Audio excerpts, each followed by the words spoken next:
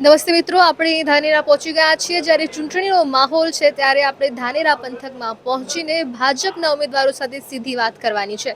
ભાજપના ઉમેદવારોને ખાસ પ્રશ્નો પૂછવાના છે કે જ્યારે કોંગ્રેસનો આગળ છે ત્યારે તે કયા મુદ્દાઓને લઈને આ ચૂંટણી લડશે. તો આ વિડીયોને અંત સુધી જોજો. ધાનેરા પંથકમાં આપણે પહોંચી ગયા છીએ આજે ને ત્યારે આપણે જોઈ રહ્યા છીએ તે પ્રમાણે કે અહીં ચૂંટણીને ધ્યાનમાં રાખીને અહીંયા ભાજપનું કાર્યાલયનું આજે ઉદ્ઘાટન થયું છે. શ્રી ગણેશ થયા છે. અહીંયા દરેક જે ઉમેદવારો એ પોતાનું નામ જે નોંધાવ્યું છે આ વખતે જેમને ટિકિટ મળી છે તે બધા જ અહીંયા એકઠા થયા છે. તો આપણે પ્રયત્ન કરીશું કે તે ઉમેદવારો સાથે પણ સીધી વાત કરીએ. તે આ વખતે ચૂંટણીમાં કયા મુદ્દાને લઈને ચૂંટણી લડી રહ્યા છે તેના વિશે પણ જાણવાનો પ્રયત્ન કરીશું. ચોક્કસથી અમે જાણવા માંગીશું કે આ વખતે જે ભાજપ અહીં ચૂંટણી લડે છે, દરેક ઉમેદવારો ઊભા છે અહીંયા, ત્યારે સૌથી મહત્વના મુદ્દા કયા રહેશે? પહેલાં તો એ વાત કરીશું કે ભારતીય જનતા પાર્ટી પ્રદેશ અને જિલ્લા અને સ્થાનિક આગેવાનો ભારતીય જનતા પાર્ટીના સ્થાનિક નેતાગીરીએ અમારા ઉપર પૂરેપૂરો વિશ્વાસ મૂકી અને અમને ભારતીય જનતા પાર્ટીનું મેન્ડેટ આપ્યું છે. તે બદલ હું ભારતીય જનતા પાર્ટીનો ખૂબ ખૂબ આભાર માનું છું.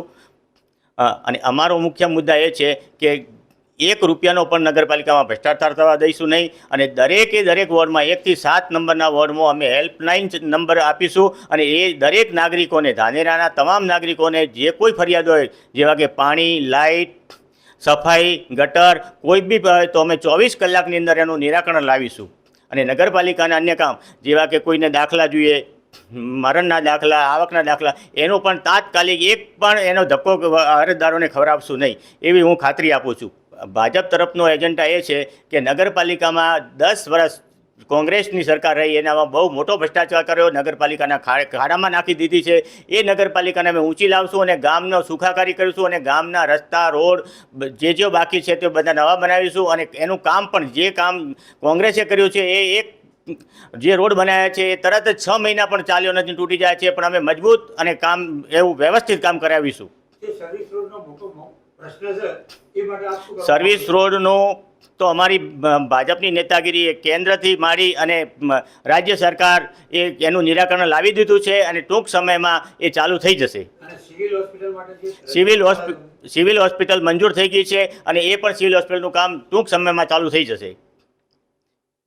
જો આપને એ પણ પૂછવા માંગીશ કે 2022માં જે માવજીભાઈ અપક્ષમાંથી ભાજપને હરાવ્યા હતા એ જ અત્યારે ભાજપમાં જોડાયા છે, તેના વિશે આપનું શું કહેવું છે?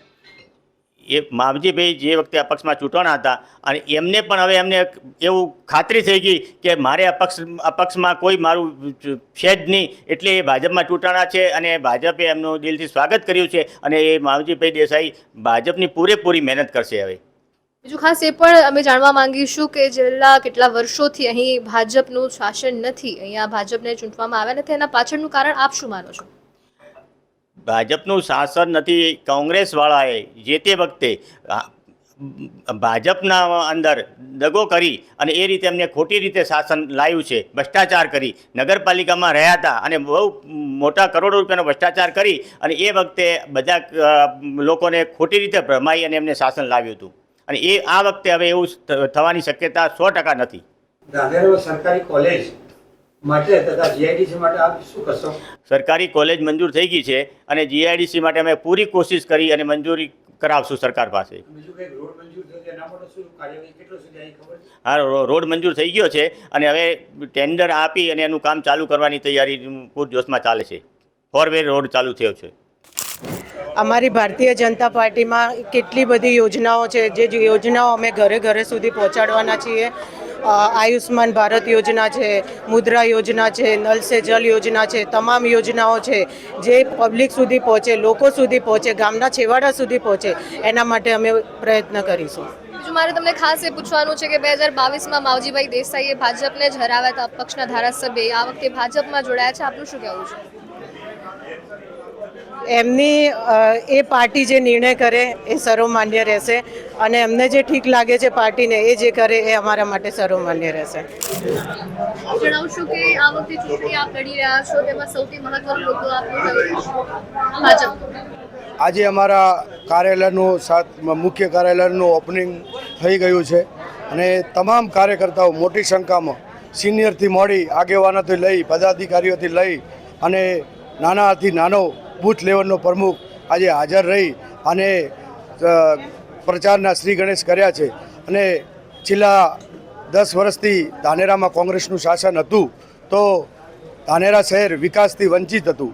તો આ વિકાસનો જ્યારે આપણા વડાપ્રધાન માનનીય નરેન્દ્રભાઈ મોદી સાહેબ અને ગુજરાતના મુખ્યમંત્રી શ્રી ભૂપેન્દ્રભાઈ પટેલ જે વિકાસનો રથ એમનો ચાલ્યો છે તો એ વિકાસના રથને ધાનેરા શહેરમાં પણ આગળ વધારી અને અમે એ વિકાસના કામો લઈ અને લોકો સુધી જઈ અને ડોર ટુ ડોર અને એના આધીન આપણે લોકોનો વિશ્વાસ જીતીશું અને આવનાર સમયમાં 2/3 બહુમતીથી અમે ધાનેરા નગરપાલિકા બનાવીશું. બીજું મારે ખાસ આપને એ પૂછવું છે કે દશકોથી અહીંયા ભાજપની સરકાર આવી નથી, બોડી બની નથી, એનું પાછળનું કારણ શું હોઈ શકે?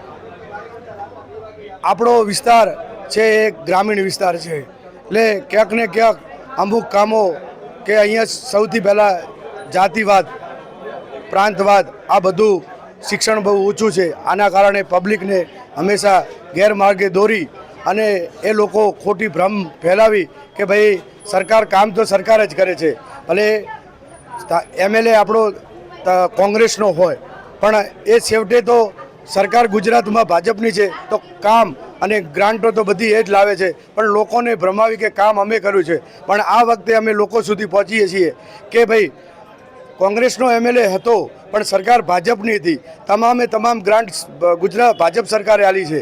તો કામ કોઈ કોંગ્રેસનો MLA નથી કરાયું, કામ ભારતીય જનતા પાર્ટી કરાયું છે. એટલે સાચી વાત લોકો સુધી પહોંચાડીશું તો 100% આપણને વિધાનસભામાં અને લોકસભામાં પણ આવનાર સમયમાં રિઝલ્ટ મળશે. ને પાણીની જે સમસ્યા હતી તો આ વખતે ગામે ગામ પાઇપલાઇનો ઉતરી ગઈ છે અને ટૂંક સમયમાં ધાનેરા તાલુકાના તમામ તળાવો પાણી નર્મદાના પાણીથી ભરવામાં આવશે. બીજું મારે ખાસ આપને એ પણ પૂછવું છે કે આ કોંગ્રેસનો ગઢ કહી શકાય ધાનેરાના. આ વખતે ઉમેદવારોના ચહેરા પણ ઘણા નવા છે, યુવા ઉમેદવારો છે જેમનું નામ અહીંયા નોંધવામાં આવ્યું છે, ઉમેદવારો પત્રો તેમને ભર્યા છે. તો કેવી રણનીતિ હોઈ શકે? એ ચહેરા એવા છે જેમને કોઈ દિવસ ક્યારેય નવા જે લોકો છે તેમને જોયા પણ નથી, તો કેવી રીતે રણનીતિથી આપ આ ચૂંટણી લડવાના છો? આ વખતે ઉમેદવાર કોઈ નવો છે જ નથી, કારણ કે પાર્ટીનો કાર્યકર્તા છે. આ વખતે પાર્ટીએ બૂથ લેવલના બૂથ પ્રમુખ જે અમે કહીએ છીએ આવા કાર્યકર્તાની કદર કરી છે. 100% બૂથ પ્રમુખ પોતાના બૂથમાં કામ કરતો હોય એટલે અન્ય માટે નવા ચહેરા હોઈ શકે પણ પોતાના વોર્ડ માટે ક્યારેય એ નવો ચહેરો નથી. અને આ વખતે તદ્દન 100% 1-2 સિવાય બધા નવા ચહેરા પાર્ટીએ ઉતાર્યા છે અને એ પાર્ટીની વિચારધારાથી સાથે જોડાઈ અને લોકોનો વિશ્વાસ જીતી અને આ વખતે ધાનેરા નગરપાલિકામાં કમળ ખીલશે. ખૂબ આભાર. જે રીતે આપણે જોયું કે અહીં ધાનેરામાં ભાજપના જે ઉમેદવારો છે, યુવા ઉમેદવારો છે, તેનું આખું કહી શકાય કે અહીંયા એકઠા થયા હતા, અહીંયા મિટિંગ બેસાડી છે, ઉપરાંત આગામી જે ચૂંટણી છે તેને કેવી રીતે લડવી એકબીજાને ઉત્સાહ આપ્યો છે, પ્રોત્સાહન આપ્યું છે. અને ત્યારે જોવું રહ્યું કે કોંગ્રેસના ગઢ ગણાતા ધાનેરામાં ભાજપ કેવી રીતે ચૂંટણી લડશે અને કયા મુદ્દાઓને લઈને લડશે. શુભારંભ અંગે અમે સૌ અહીંયા એકત્રિત થયા છીએ, તમામ ઉમેદવારો અહીંયા હાજર છે. અમે આપ સૌને ખાતરી આપીએ છીએ કે આ વખતે ધાનેરામાં 28 સીટ પર કમળનું ઉમેદવાર 100% જીતશે. એની અમે આપ સૌને ખાતરી આપીએ છીએ. અમે તંગતોડ મહેનત કરીશું અને આ વખતે કમળ અને કમળ જ રહેશે તેની હું ખાતરી આપું છું આપ સૌને. જે રીતે આપણે જોયું કે કોંગ્રેસનો ગઢ ગણાતો ધાનેરા આજે પંથક છે તેમાં ભાજપ આ વખતે એડી ચોટીનું જોર લગાવી રહ્યું છે, પણ ક્યાંક ને ક્યાંક જે નવા ચહેરાઓ છે તે ઉમેદવારો તરીકે અહીં ઊભા કરવામાં આવ્યા છે. તો આપનું શું કહેવું છે કે નવા ચહેરાઓને કેટલા અંશે અહીં મત મળશે? જે કોંગ્રેસ જે અહીંયાનું ગઢ છે તેમાં ભાજપ કેવી રીતે પોતાની જીત કરી બતાવશે? આપનું શું કહેવું છે? આપ આપનો મત અમને ચોક્કસથી જણાવશો અને એક રાજનીતિની પણ જોવા માટે હાલ જ રખેવાળ પ્લસને સબસ્ક્રાઇબ કરશો. કહી શકાય કે દશકોથી અહીંયા ભાજપની સરકાર નથી આવી ને ત્યારે ભાજપ આ વખતે એડી ચોટીનું જોર લગાવી રહી છે. ત્યારે આ મુદ્દાઓ સાંભળીને આપને શું લાગે છે કે ભાજપના ખાતામાં કેટલા મત આવી શકે છે? આપને શું લાગે છે કે કોંગ્રેસનું ગઢ જે છે તે યથાવત રહેશે ધાનેરામાં કે પછી ભાજપ ક્યાંક ને ક્યાંક બાજી મારી જશે? આપનો મત ચોક્કસથી જણાવો અને આવી અનેક અપડેટ્સ માટે હાલ જ રખેવાળને સબસ્ક્રાઇબ કરશો અને અમારી સાથે જોડાશો. ખૂબ ખૂબ આભાર.